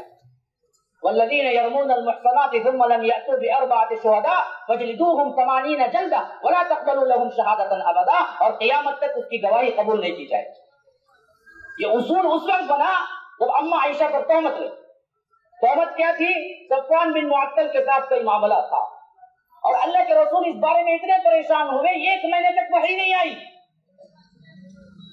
اللہ کے رسول پریشان پوچھتے پھرتے تھے کیا کوئی غلطی عائشہ میں تم نے دیکھی؟ کہتے اللہ کے رسول ہم نے تو کبھی سوائے اچھائی کے کچھ نہیں دیکھا. صفوان بن معطل کے بارے میں کچھ دیکھا؟ کہ وہ اللہ کے رسول بڑے نیک صحابی، ہم سوچ بھی نہیں سکتے ایسی بری حرکت وہ کرے. یہاں تک کہ اللہ کے رسول نے اما عائشہ کی لونڈی سے پوچھا تم نے کبھی کوئی بری بات اما عائشہ میں دیکھی؟ وہ لونڈی نے جواب دیا اللہ کے رسول چھوٹی بچی ہیں، کم عمر ہیں، میں نے سب سے بڑی غلطی ان کی کیا دیکھی کہ کبھی کبھی روٹی کے لیے آٹا گوندتی ہیں اور آپ کے آنے کے انتظار میں آپ کو گرم گرم روٹی پکا کے دیں گے، اس انتظار میں بیٹھتی ہے نا، آنکھ لگ جاتی ہے، سو جاتی ہے اور بکری آ کے کھا جاتی ہے. یہی سب سے بڑی غلطی تھی جو دیکھی میں نے. اما عائشہ کی سب سے بڑی غلطی کیا تھی؟ بس یہی چیز جو دیکھا میں نے، ورنہ تو کوئی نہیں دیکھا. اور اس سب کا سرغنہ کون تھا؟ عبداللہ ابن ابی. جو لوگوں کو بہکا رہا تھا کہ اللہ کے رسول صلی اللہ علیہ وسلم کی زوجہ محترمہ پر زنا کا الزام، نعوذ باللہ ثم نعوذ باللہ، حتیٰ کہ اتنے پریشان ہوئے اللہ کے رسول صلی اللہ علیہ وسلم، روایتوں میں آتا ہے کہ ایک مرتبہ جمعہ کی محفل میں اللہ کے رسول نے کہا کہ اس شخص سے مجھے کون بچائے گا جو میرے گھر تک پہنچ گیا ہے؟ عبداللہ بن ابی کی طرف اشارہ کر کے کہا اس شخص سے مجھے کون بچائے گا جو مجھے ٹارچر کرتا، مجھے کیا اذیتیں دیتا، بدبخت میرے گھر تک پہنچ گیا ہے، میرے بیوی پہ بھی الزام ہوتا ہے۔ ایسی شخصیت کے لیے جب اللہ کے رسول صلی اللہ علیہ وسلم کے صحابہ نے کہا کہ اللہ کے رسول جب آپ کو معلوم یہی سرغنا ہے اور یہ منافق ہے تو آپ بھی حکم دیں الگ سے کہ ہم اس کا سر قلم کر دیں گے، اڑا دیں۔ اللہ کے رسول صلی اللہ علیہ وسلم نے کہا کہ نہیں صحابیوں نہیں، لوگ کہیں گے کہ محمد اپنے ساتھیوں کو قتل کر دے گا۔ سبحان اللہ صلی اللہ علیہ وسلم، سبحان اللہ، کیا اصول دیا دیکھو، اتنا بڑا بدبخت لیکن مسلمانوں کے نام کے ساتھ رہ رہا تھا تو اللہ کے رسول نے صحابہ کو قتل کرنے سے روکا تو کیا کہا، دور کا جو مسلمان ہے یا پرایا جو ہے، جو ابھی مجھے نہیں پہچانا ہے، جو میرے اخلاق کو نہیں جانا ہے، اس تک یہ خبر پہنچی کہ عبداللہ بن ابی کو خود اللہ کے رسول نے مار دیا تو لوگ کہیں گے کہ محمد صلی اللہ علیہ وسلم اپنے ہی دوستوں کو قتل کر دیتے، تو اختلاف پڑ جائے، لوگ غلط سمجھیں گے، کیونکہ سامنے جو صحابہ تھے، جو مخلص تھے، جو آگے تھے، جو اللہ کے رسول کو جان چکے تھے، ان کو تو معلوم ہوگا کہ عبداللہ بن ابی نے یہ سیاہ کاریاں کی جس کی وجہ سے قتل کیا گیا، لیکن دور کے لوگ، غیر لوگ، بات جب پہنچے گی مکہ، جب بات پہنچے گی حجاز، جب بات پہنچے گی روم، تو وہاں کا کوئی بندہ ہو سکتا ہے اس کے دل میں خیال آئے ارے یہ تو بہت سخت آدمی ہے، معلوم ہوتا ہے کہ چھوٹی چھوٹی غلطیوں پر اپنے ساتھیوں کو قتل کر دیتے ہیں، یہ تو اسلام سے رک جاتا ہے اور اختلاف پڑ جاتا۔ اتنی بڑی سیاہ کاری، اتنا بڑا الزام ہونے کے باوجود بھی اللہ کے رسول نے کیا نہیں کیا، عبداللہ بن ابی کو قتل نہیں کیا، وہ برابر نماز میں آتا تھا، برابر علیہ الصلوۃ ہوتی تھی، اللہ کے رسول نے اسے چھوڑے رکھا حتیٰ کہ وہ 9 ہجری میں مرا تو ان کے بیٹے جو خالص مخلص صحابی تھے، عبداللہ ان کا نام بھی تھا، وہ آئے اللہ کے رسول سے کہا کہ اللہ کے رسول میرا باپ ہے، کچھ بھی ہو میرا باپ ہے، میں چاہتا ہوں کہ اسے بھی جنت لے جاؤ، اگر آپ رحم کریں تو آپ کا کرتا کفن کے لیے دے دیں تاکہ میں آپ کا کرتا پہنا کے اسے کفن دوں تاکہ کچھ نہ کچھ رحم ہو جائے، تو اللہ کے رسول نے اپنا کرتا اتار کے دے دیا۔ کہاں گیا یہ رحم، کہاں گئی اتحاد، کہاں گئی ہمدردی؟ عبداللہ بن ابی کو اپنا کرتا دیا جس رسول نے، اس رسول کے ماننے والوں نے چھوٹی چھوٹی باتوں پر ایک دوسرے کو فتوے اور ایک دوسرے کو کافر بنانے لگے۔ جس رسول نے ایسا قربانی کے کیا ہے سب سے اعلیٰ نمونے پیش کیے تھے، اس رسول کی امت نے کیا ہے چھوٹی چھوٹی باتوں پر زبانیں کھینچ لینے کے دعوے کرتے، شرم نہیں آتی۔ اللہ کے رسول کی محبت نہیں ہے، یہ حدیثیں نہیں ہیں، یہ واقعات نہیں ہے، صرف حدیثیں کیا ہیں، ہاتھ باندھنے کی ہیں، رفع الیدین کرنے کی ہیں۔ نئے نئے مسلمانوں، ایک اہل الحدیث مجمع سے خطاب کرتے ہوئے میں اپنے آپ کو ایک ادنا اہل حدیث کہتے ہوئے اس بات سے شرمسار اور اس بات سے فخر اور اس بات سے میں خوش ہوں، اس بات سے میں متفق ہوں، یاد رکھیے جن احادیث کی اہمیت ہمارے لحاظ سے رفع الیدین اور سینے پہ ہاتھ باندھنے کی ہے، اس سے بھی زیادہ ویسے ہی اہمیت والے ایثار قربانی کے یہ احادیث ہیں، ان کو ہم نے چھوڑ دیا، ان کو ہم نے چھوڑ دیا تو امت میں نا اتفاقی آئی، امت میں اختلاف آئے، امت کے اندر جھگڑے پیدا ہوئے، امت کے اندر کیا ہے وہاں اختلافات پیدا ہوئے۔ وجہ کیا تھی؟ ہم نے اس نمونے کو چھوڑ دیا جو نمونہ خود اللہ کے رسول صلی اللہ علیہ وسلم نے دیا۔ عبداللہ بن ابی کو اپنا کفن کے لیے کرتا دیا اور نماز کا وقت آیا تو خود آگے بڑھے نماز پڑھانے کے لیے۔ حضرت عمر نے کہا کہ اللہ کے رسول آپ رسول ہیں، آپ اس کی نماز جنازہ پڑھائیں گے؟ کہا کہ عمر ہٹ جاؤ، اللہ نے مجھے ابھی نہیں روکا ہے۔ ہٹایا اور پڑھایا نماز، نماز پڑھانے کے بعد اللہ تبارک و تعالی نے آیت اتاری وَلَا تُصَلِّ عَلَىٰ أَحَدٍ مِّنْهُمْ مَاتَ أَبَدًا وَلَا تَقُمْ عَلَىٰ قَبْرِهِ۔ اللہ کے رسول ایسے منافقوں کی نہ آپ نماز پڑھائیے نہ ان کے پاس کھڑے ہوئے۔ پھر بھی اللہ کے رسول نے کہا میں اس کے لیے استغفار کروں۔ تو پھر آیت اتری استغفر لهم او لا تستغفر لهم ان تستغفر لهم 70 مرة فلن يغفر الله لهم۔ اللہ کے رسول آپ استغفار کریں یا نہ کریں، آپ 70 مرتبہ بھی استغفار کریں گے تو میں عبداللہ بن ابی کو نہیں بخشوں گا۔ تو اللہ کے رسول نے فرمایا اگر مجھے معلوم ہوتا کہ 71 بار استغفار کروں تو اس کو بخش دیا جائے گا تو میں کرتا۔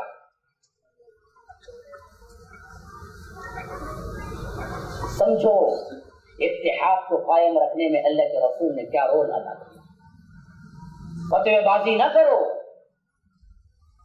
کافر نہ کہو، کیونکہ اللہ کے رسول نے فرمایا اگر کوئی بندہ کسی کو کافر کہتا ہے یا کافر ہو تو فرمایا کہ فقط باء بیا احدہما، ان دونوں میں سے کسی ایک پہ ضرور لوٹتا ہے۔ کہنے والا واقعتاً کافر ہے تو اس کو لوٹتا ہے، کہنے والا کافر نہیں ہے تو فرض کہ تم کافر بن جاتے ہو۔ کسی کلمہ گو کو کافر کا فتویٰ نہ لگاؤ۔ ہاں یہ اور بات ہے کہ کرنے والے کو ہم کہہ سکتے ہیں کہ اس نے یہ کام شرک کیا، اس نے یہ لفظ کفر کیا۔ شخصی طور پر علل اعلان کیا ہے کفر کے فتوے لگانے کا کوئی حق نہیں ہے۔ آپ کو شاید عجیب لگے باتیں، لیکن میں کوئی بات بغیر دلائل کے نہیں دے رہا، حدیث کا حوالہ دے رہا ہوں تو قرآن کی آیت آپ کے سامنے پڑھ کے سنا۔ اب آئیے اس سے بڑی بات بتاتا ہوں۔ اللہ کے رسول صلی اللہ علیہ وسلم نے فتح مکہ کے بعد ام عائشہ سے کہا کہ عائشہ میری خواہش ہے کہ میں اس طرز پہ کعبۃ اللہ کو تعمیر کر دوں جس طرز پر ابراہیم علیہ السلام نے تعمیر کیا۔ کیوں؟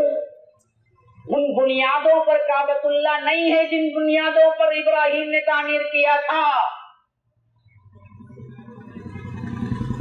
کتنی بڑی بات ہے، کعبۃ اللہ ان بنیادوں پر نہیں ہے جن بنیادوں پر ابراہیم علیہ السلام نے تعمیر کیا تھا۔ پیسہ کم ہونے کی وجہ سے 35 سال جب کیا ہے کعبۃ اللہ تعمیر ہوا تھا تو کچھ چھوٹا کر دیا گیا۔ آپ جائیں گے کعبۃ اللہ میں طواف کریں گے تو ایک لکیر دیکھیں گے، ایک گرادی دیکھیں گے، ایک دیوار دیکھیں گے جس کے اندر نماز پڑھنے کا ثواب کعبۃ اللہ میں پڑھنے کے ثواب کے برابر ہے، جسے حکیم کہتے ہیں۔ اصل میں وہ بھی کعبۃ اللہ کی جگہ تھی، لیکن پیسہ کم پڑ گیا تھا اس وقت، تو انہوں نے کیا کیا، اس جگہ کو چھوڑ دیا اور اس سے پہلے کعبۃ اللہ کو بند دیا اور نشانی کے طور پر لکیر لگا دی، حالانکہ وہ کعبۃ اللہ کی جگہ ہے۔ ابراہیم علیہ السلام نے جو کعبہ بنا تھا اس وقت یہ حکیم اندر شامل تھا، اور اللہ کے رسول نے فرمایا کہ میری خواہش ہے کہ میں بھی اسی طرز سے بنوں کعبہ کو۔ اور ان لوگوں نے امتیاز قائم کرنے کے لیے دروازہ بہت اونچا کر دیا۔ آپ کو معلوم ہے آپ کا سر نہیں، آپ کا ہاتھ دروازے پہ لگتا ہے، کعبۃ اللہ آپ جائیں گے اتنا اونچا ہے دروازہ۔ تو اللہ کے رسول نے کہا کہ میری خواہش ہے کہ میں دروازے کو نیچے کر دوں اور 2 دروازے رکھ دوں، دیکھنے والے جب آئے تو ایک دروازے سے داخل ہو اور دوسرے دروازے چلے جائیں۔ مجھے میری خواہش یہ ہے کہ میں ایسی تعمیر کعبۃ اللہ کی کروں، لیکن عائشہ ڈر لگتا ہے اختلاف ہو جائے، لوگ نئے نئے ابھی مسلمان ہوئے ہیں، لوگ یہ سوچنے لگے تو یہ نبی تو ایسا ہے کہ ہمارے کعبے کو بھی لا کے دوسرا کعبہ بنا دیا، اس وجہ سے میں نے اس کو چھوڑ دیا۔ امت میں اختلاف کا سبب ہونا ہے کوئی بات تو اللہ کے رسول صلی اللہ علیہ وسلم نے اس کو کیسے اوائڈ کی دیکھی۔ کعبۃ اللہ کی بنیاد کو سمجھتے ہوئے بھی کہتے ہوئے بھی یہ وہ بنیاد نہیں ہے، اللہ کے رسول نے چھوڑ دیا، کہا کہ نہیں امت میں اختلاف ہو۔ ایسا ہی معاملہ آگے چل کے صحابہ میں ہوا ہے۔ مسلمانوں ائمہ سب متفق تھے، آج ائمہ کے ماننے والے لڑتے ہیں لیکن ائمہ میں کوئی اختلاف نہیں۔ آپ کو معلوم ہے نا امام ابو حنیفہ رحمہ اللہ 80 ہجری میں پیدا ہوئے، انہی کے زمانے میں امام مالک کی بھی پیدائش ہوئی جب ان کی زندگی تھی۔ بہت سے لوگوں کو نہیں معلوم ہے تاریخ، میں بتاتا ہوں۔ امام ابو حنیفہ رحمہ اللہ 80 ہجری سے 150 ہجری تک رہے، 70 سال، اور انہی کی زندگی میں امام مالک 93 میں پیدا ہوئے۔ ان کا درس مدینے میں ہوتا تھا، ان کا درس کوفے میں ہوتا تھا، پھر جس دن امام ابو حنیفہ کی وفات ہوئی اسی دن امام شافعی پیدا ہوئے، یعنی اسی سال 150 ہجری، اور 204 تک ان کی کیا ہے زندگی ہے۔ اور امام شافعی استاد ہیں امام احمد بن حنبل کے، اور امام شافعی کے استاد ہیں امام مالک، کوئی اختلاف نہیں تھا، استاد ہیں۔ اور امام احمد بن حنبل استاد ہیں امام بخاری کے،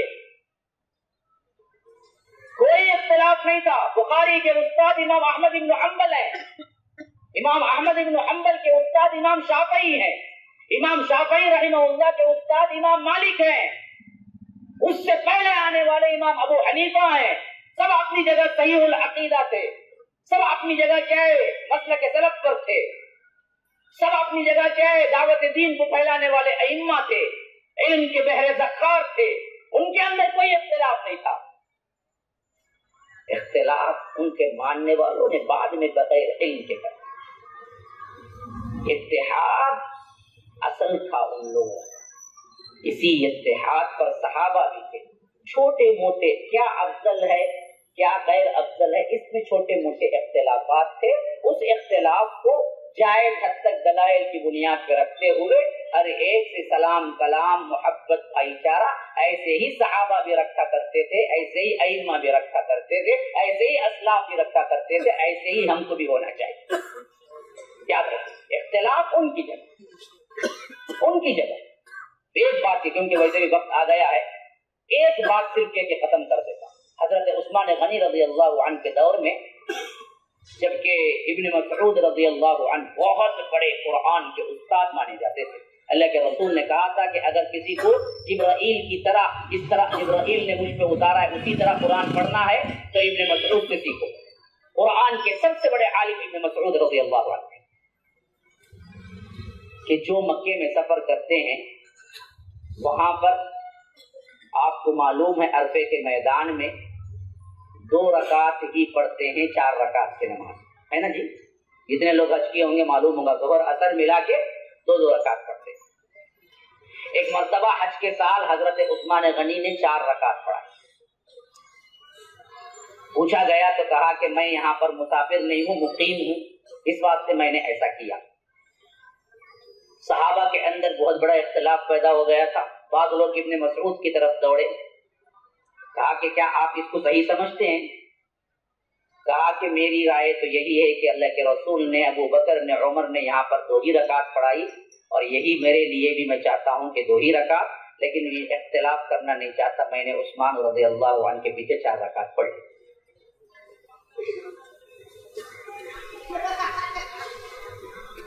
کون؟ ان کو اللہ کے رسول نے خود کہا کہ قرآن کے سب سے بڑے عالم یہ ہے۔ اختلاف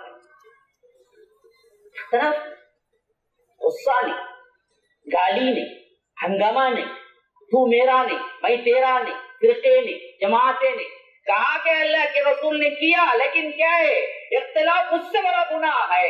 ایسا 4 رکعت ادا کر لینے کا ثبوت تو ملتا ہے، میں نے کر لی، ایک دو نہیں کئی واقعات ہیں، لیکن کوئی غصہ نہیں، کوئی اختلاف نہیں، کوئی معاملہ نہیں۔ کہتے تھے کہ وہ اپنی دلائل کی روشنی میں انہوں نے کہہ دیا، لیکن میری رائے یہ ہے، لیکن کوئی غصہ نہیں، کوئی اختلاف نہیں، کوئی جماعت نہیں، کوئی فرقہ نہیں، میں تیرا تو میرا کا مسئلہ ہی نہیں، سب مل کے مسلمان اتحاد تھا۔ یہ سب اللہ کے رسول خود سکھا گئے تھے، معلوم ہے۔ ایک واقعہ صرف ہنٹ دے کے ختم کرتا ہوں بات، تاکہ بات ادھوری نہ رہ جائے کہ بعض باتیں کیا ہے اس میں بڑے وہ ہیں کہ اگر آپ الگ سے نکال لیے جائیں میرے تقریر میں سے تو الگ الگ فتوے لگ جائیں گے میرے اوپر بھی۔ ہاں تو اس واسطے ذرا کھل کے بیان کر دیتا ہوں تاکہ بات اچھی طرح سمجھ آ جائے۔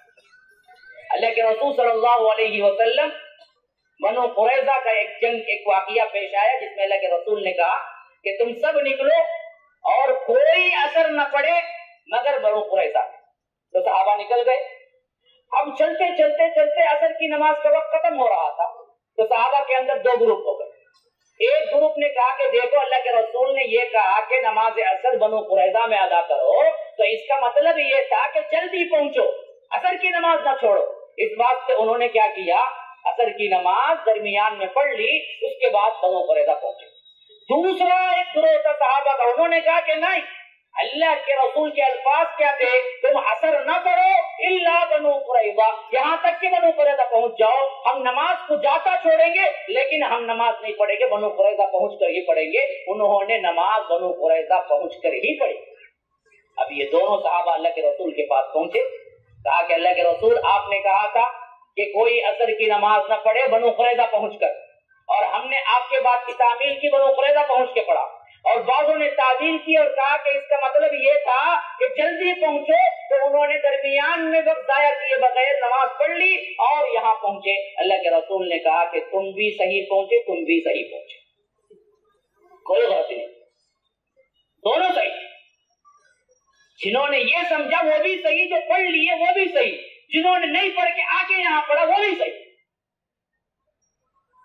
تو اختلافات کی بنیاد کبھی کبھی الفاظ اور قراءتوں اور لغت کے اعتبار سے ہو ہی جاتا ہے۔ ائمہ کے اندر ایسا ہی اختلاف ہے، اس کا مطلب یہ نہیں کہ تو جہنمی میں جنتی، تو میرا میں تیرا، تیری نماز میں تیری مسجد میں میری نماز نہیں ہوگی، میری مسجد میں تیری نماز نہیں ہوگی، تیرا امام الگ میرا امام الگ۔ یہ خود ائمہ نے نہیں سکھایا مسلمانوں، اسلاف نے نہیں سکھایا۔ ایک رہو، اتحاد توحید پر قائم رکھو، اللہ کے رسول کی اتباع پر اپنے آپ کو لاؤ، حدیث کی مخالفت نہ کرو، کسی امام کے لیے کبھی کوئی حدیث کی مخالفت نہ کرو۔ یہی خود امام کا اپنا قول بھی تھا، اذا صح الحدیث فهو مذہب امام ابو حنیفہ رحمہ اللہ کہا کرتے میرا صحیح مذہب کیا ہے؟ صحیح حدیث ہے، جو صحیح حدیث آ جائے لے لو۔ امام مالک کہا کرتے تھے کہ اس صاحب قبر کے علاوہ کسی بھی بات، کسی بھی انسان کے بات کو رد کیا جا سکتا ہے، قبول کیا جا سکتا ہے، کسی کی بات کو رد نہیں کیا جا سکتا، آنکھ بند کر کے قبول کرنا ہی ہے، تو یہ صرف محمد رسول اللہ صلی اللہ علیہ وسلم کا مقام ہے، کسی اور کا نہیں۔ امام ابن حنبل کہا کرتے تھے کہ یاد رکھو مسلمانوں، اللہ کے رسول صلی اللہ علیہ وسلم نے جو دیا ہے وہیں سے لے لو، اسی کی اتباع کرو، کیونکہ امام مالک نے بھی لیا تو وہیں سے لیا، امام شافعی نے لیا تو بھی وہیں سے لیا، امام ابو حنیفہ رحمہ اللہ لیے تو بھی وہیں سے لیا، کیونکہ یہ آخری میں آنے والے امام ہیں۔ پھر یہاں سے محدثین کا زمانہ شروع ہو گئے، امام بخاری کے استاد امام احمد ابن حنبل، امام مسلم کے استاد امام بخاری۔ آپ کو پتا نہیں، پڑھ کے دیکھیے، سب اتحاد کا سب ہے، کوئی کفر کے پتہ نہیں لگایا ایک دوسرے پہ۔ کہ ہماری بدعقلی جہالت ہے کہ ہم نے ان کے ناموں پر کیا کیا، فرقہ بندیاں کر۔ اسی لیے اقبال نے کہا تھا کہ فرقہ بندی ہے کہیں اور کہیں ذاتیں ہیں، کیا زمانے میں پنپنے کی یہی باتیں؟ تو اللہ تبارک و تعالی ہمیں نیک توفیق دے، اللہ تبارک و تعالی ہمارے اندر اتحاد پیدا کرے، اتفاق پیدا کرے، توحید پر ہم سب کو جوڑ دے، اور کلمہ توحید لا الہ الا اللہ کا کلمہ ہمارے آخری سانسوں تک جاری رکھے، جب تک زندہ رکھے، ایمان پر اسلام پر زندہ رکھے، جب بلا لے تو کلمہ توحید لا الہ الا اللہ کے ساتھ بلا لے۔ اللہ تبارک و تعالی ہم سب کو جیسے یہاں اکٹھا فرمایا ہے جنت الفردوس میں اکٹھا فرمائے۔ هذا وبالله التوفيق، صلى الله وسلم على نبينا محمد. أسأل الله لي ولكم ولسائر المسلمين من كل ذنب فاستغفروه إنه هو الغفور الرحيم.